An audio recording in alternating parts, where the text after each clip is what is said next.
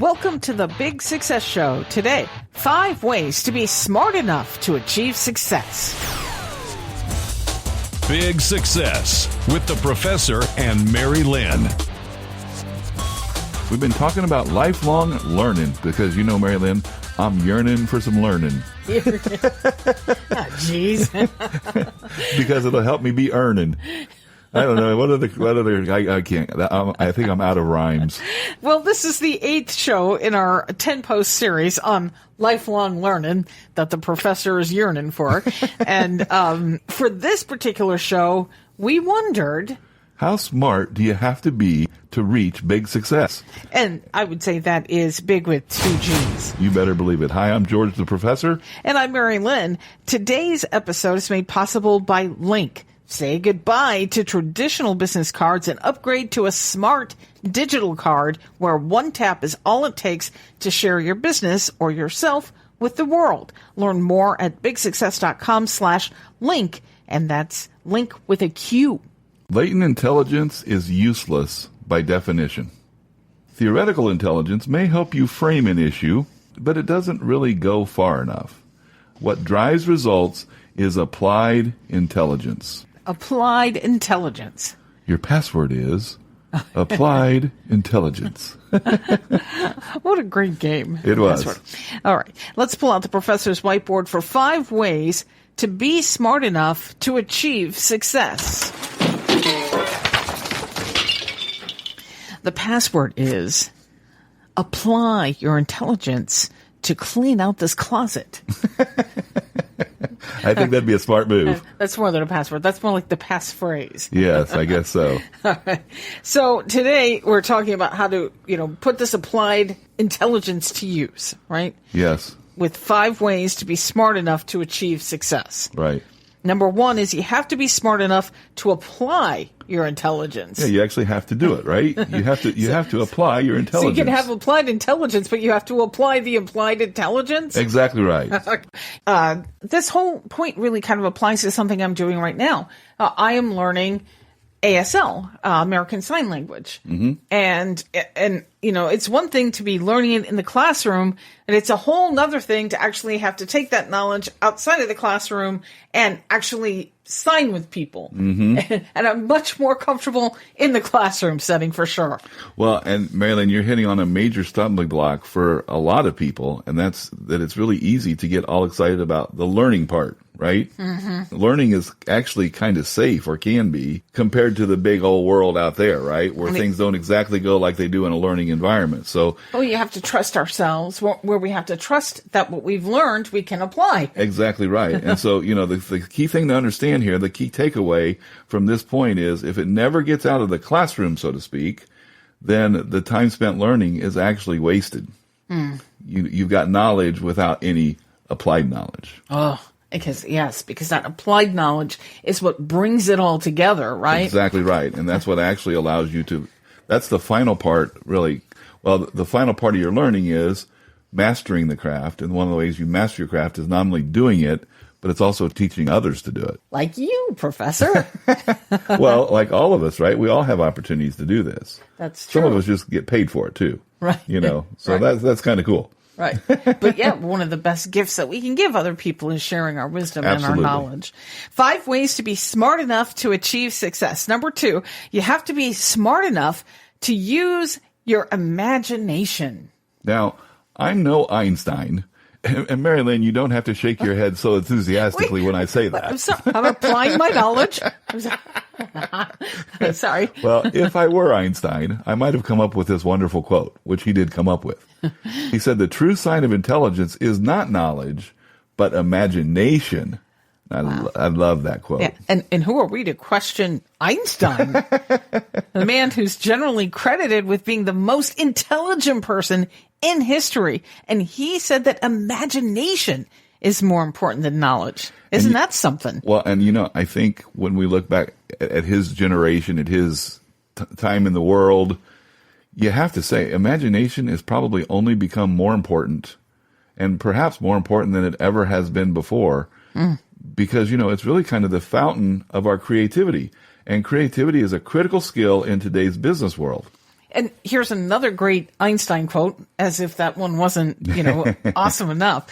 We can't solve problems by using the same kind of thinking we used when we created them. I love that quote. Yeah. You have to move beyond old ways of thinking if you're going to find the solutions that you seek. You have to let your mind wander. You have to explore new possibilities. You have to come up with new ideas. Now, some of them may sound kind of crazy to other people. They might laugh at them. Your idea is just crazy. They may tell you right to your face, or they may tell you behind your back, right. But they're going to tell somebody something, right? They may right. dismiss them outright. They may be right, but they may not be right. And so that leads us to tip number 3. You have to be smart enough to think for yourself. Now, remember this.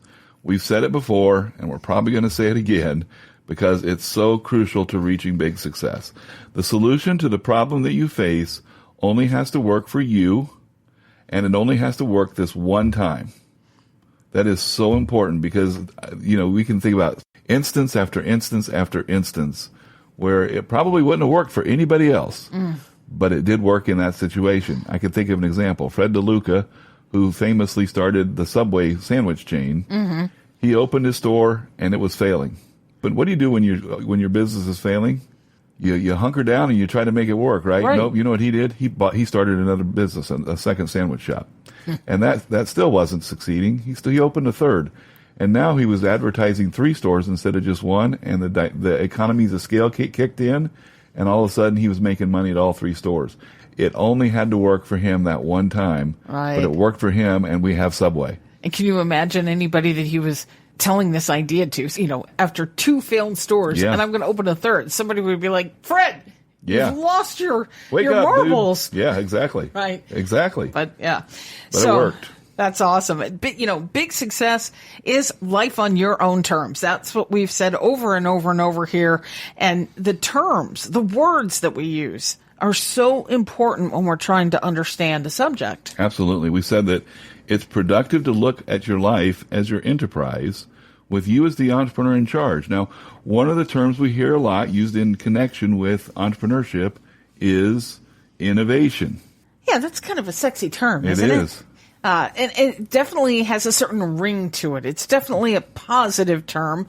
Some synonyms for innovation are pioneering, inventive, original, new, and novel. But innovation doesn't go far enough in describing the entrepreneurial spirit, that spirit that we must all exhibit in order for us to reach big success. And that's big with 2 G's. Oh, yeah, baby. We like the term ingenuity. It builds upon innovation. It builds upon innovation. Ingenuity is innovation in action. Oh, yeah, I like that. That's powerful. And in fact, that is point number 4 here. You have to be smart enough to put innovation into action. Mary-Lynn, it reminds me of an old cartoon with Wile E. Coyote and I think Bugs Bunny. And Bugs Bunny was knocking on Wile E. Coyote's door. Wait, not the Roadrunner? No, this was Bugs Bunny. Really? And the coyote. Okay. And it said on the box genius in or something like that, something ingenious. And so he knocks on the door and he says, "Are you ingenious? Are you incapable? Are you in whatever other in words you could come up with?" But it just cracked me up as a young boy hearing all these different things that he was insulting the coyote with. So that's too funny. The thing is, you can have the best imagination in the world, but if you never act upon it, you're just a dreamer. When you put it into action, when you put your imaginations, your innovation into action. Yeah, when you put your innovation into action, you become the entrepreneur. Now, there's another layer to the term ingenuity. It implies resourcefulness, and it alludes to survival. Ingenuity in action will help you survive and thrive. And that brings us to number 5. You have to be smart enough to rise to the occasion. Here's what we know. The going will be tough. There will be times when you're going to feel like quitting. You have to rise to the occasion. You have to get going, and you have to keep going so that you can get to your goal of big success. Let's review the professor's whiteboard. 5 ways to be smart enough to achieve success. Number 1, you have to be smart enough to apply your intelligence. 2, you have to be smart enough to use your imagination. Think Einstein. Number 3, you have to be smart enough to think for yourself. When people call you crazy, tell them, no, you're crazy. Number 4, you have to be smart enough to put innovation into action. And number 5, you have to be smart enough to rise to the occasion. People say knowledge is power, but as you've heard from our discussion, knowledge is useless without action. Wise action leads to big success. Do you know what your next move is going to be? Discover where you are now and make sure you set smart goals that align with your vision, mission, and values. Take our free life purpose quiz at Big Success. That's big with 2 G's, success.com. And we thank you for listening today. A special shout out to our listeners in Leominster, Massachusetts. Please join us next time for a lesson in management with 2 questions for leaders to reverse poor performance. Until then, here's to your big success. Find Big Success at BIGGsuccess.com.